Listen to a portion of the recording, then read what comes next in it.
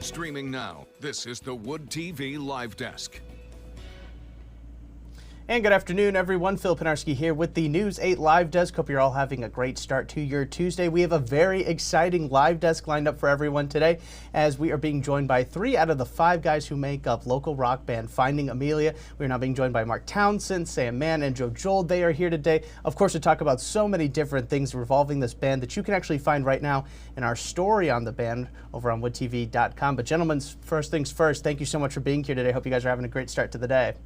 Yeah, thanks for having us, Phil. Thank you so much, Phil. Of course, absolutely. You know, again, want to push everybody to our website. I got the chance to sit down with Mark and Sam and really talk about the process and really what makes this band click, including the unique aspect to them all living in different parts of the world, especially while they were recording their debut album and kind of leading into that show at the Pyramid Scheme last month. It was a really great time. We are going to be showing a lot of that, and you can actually find clips from that show right now, of course, over on our website, woodtv.com, inside that story. But yeah, I mean, that's kind of how I wanted to start this conversation off, guys. I mean, you guys just played that show at the Pyramid Scheme. You dropped your debut album, Onwards and Upwards, on New Year's Eve. It's been a pretty eventful start to 2025, fair to say, right?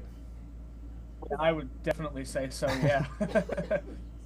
Yeah, well, I mean, just like kind of thinking about the lead up into 2025, you guys have been a band really started around the pandemic when you guys were all separated and sort of had to rely on Zoom. You guys have kind of kept it up throughout the duration of this band, knowing that it's all kind of come to a head now to start off this year, about a couple years in the making with this band releasing music videos and putting together the album. I mean, it really is pretty crazy to think about where we are today, right? I mean, Sam, I mean, pretty just a unique set of circumstances that led you guys here.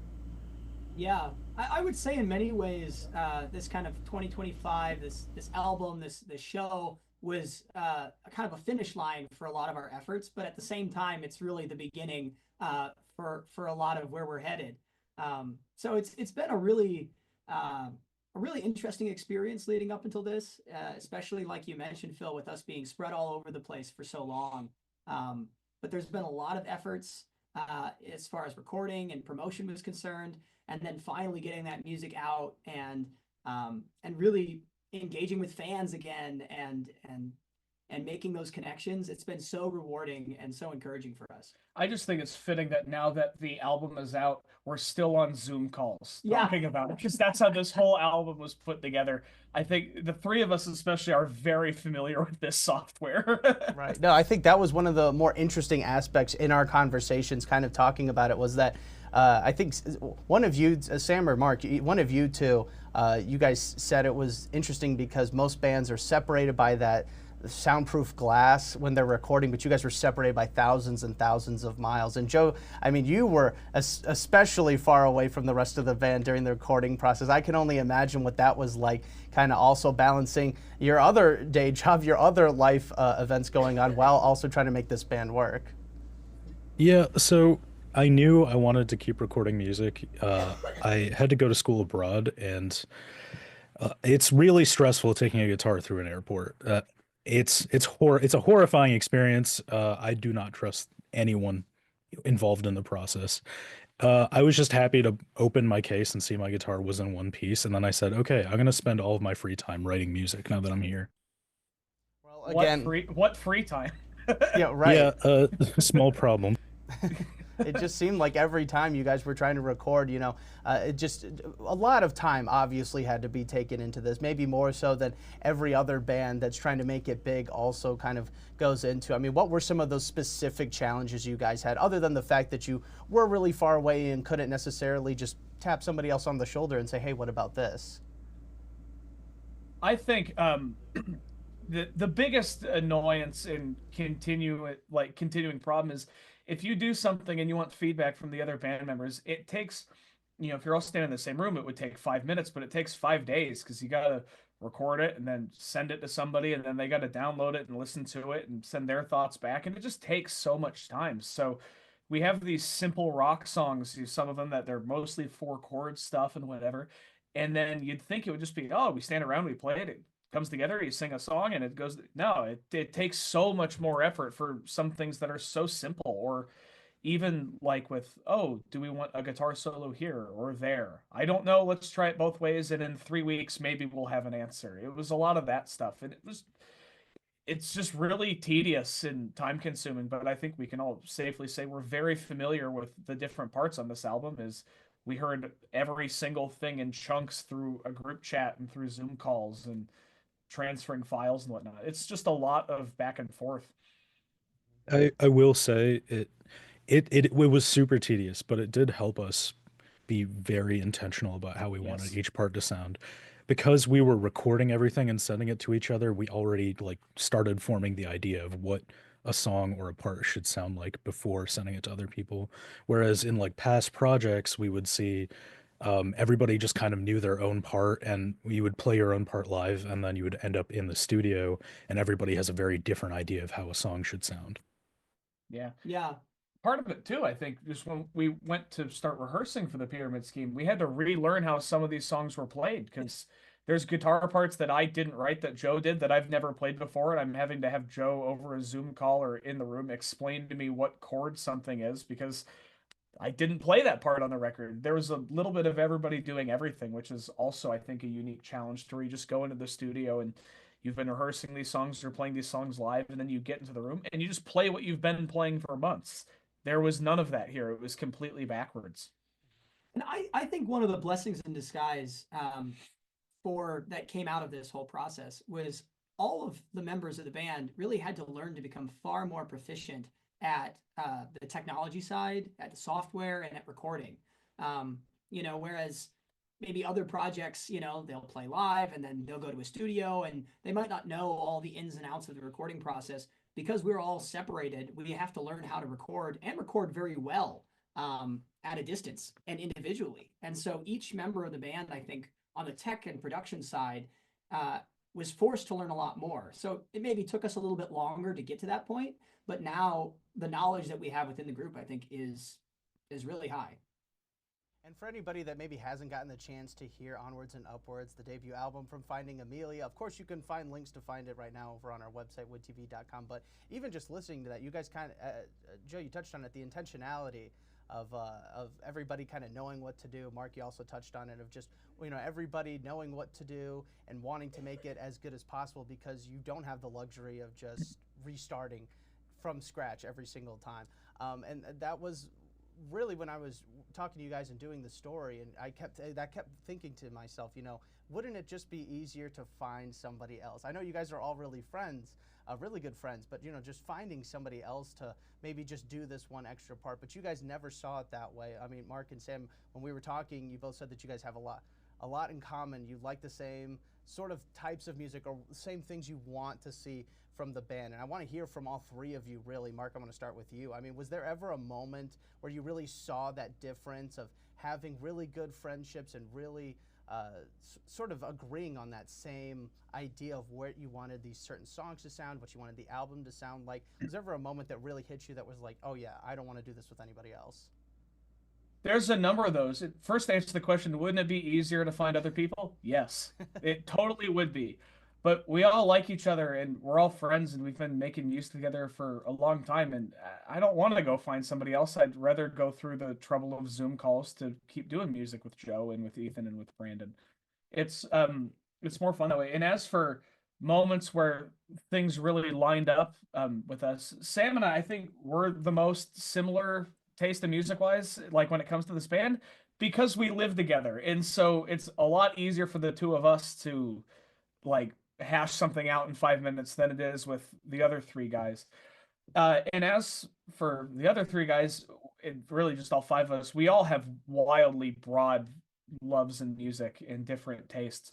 Um, I have yet to find something Joe and I are 100% in agreement on in music. This whole album is him and I debating back and forth what something should sound like. And the cool thing about that is because we both respect each other and like each other, it comes out with something neat and we're both still friends and we don't hate each other that much because of it. That much emphasis, that much.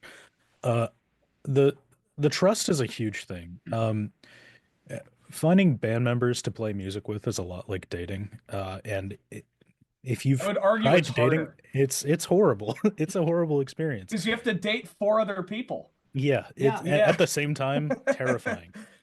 Uh, and the thing is, yeah, Mark and I don't agree a lot, and I'm sure everybody in this band knows I can be a bit of a diva when it comes to how something should sound. But because when I'm not getting my way, I trust these people. If I don't see something or hear something the way everyone else does, I trust them, and I know that if they like it, it probably sounds good. And I need to worry less about it. Having that trust is so critical. If I were working with four talented strangers that were like within a mile of me and I didn't trust them, I don't think we would make anything worth listening to.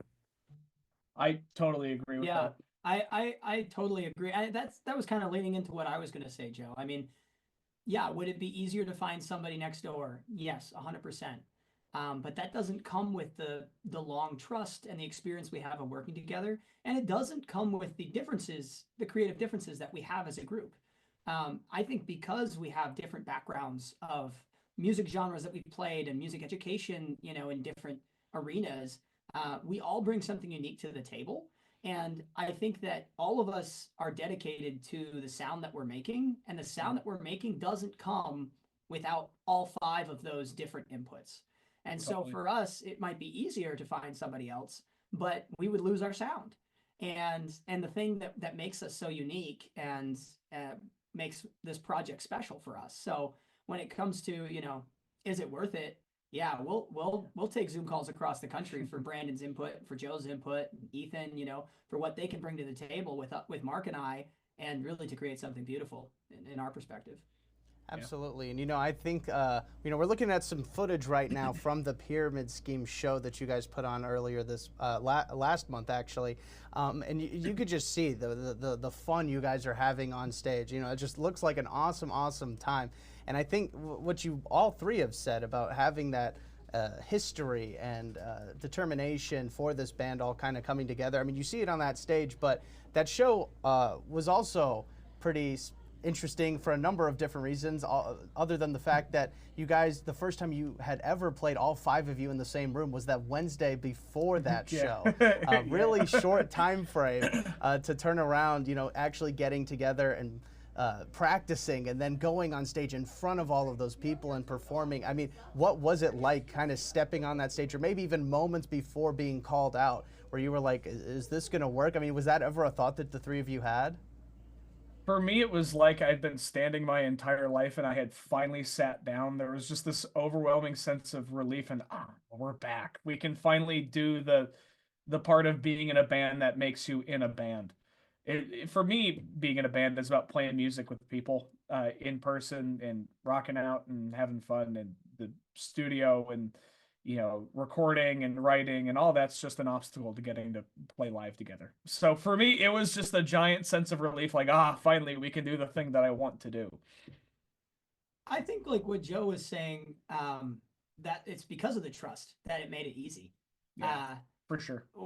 I mean, we could have sat down on Wednesday and been like, oh my gosh, this is so overwhelming. How are we going to throw a whole show together? We've never even been in the same room. We don't even know the parts. But we all walked into that with, I don't want to say overconfidence, but just trust confidence that we know that everybody's going to show up, and we know our parts. And if we don't, we have to switch who's playing what. Yeah, we all know the songs super well because of this process.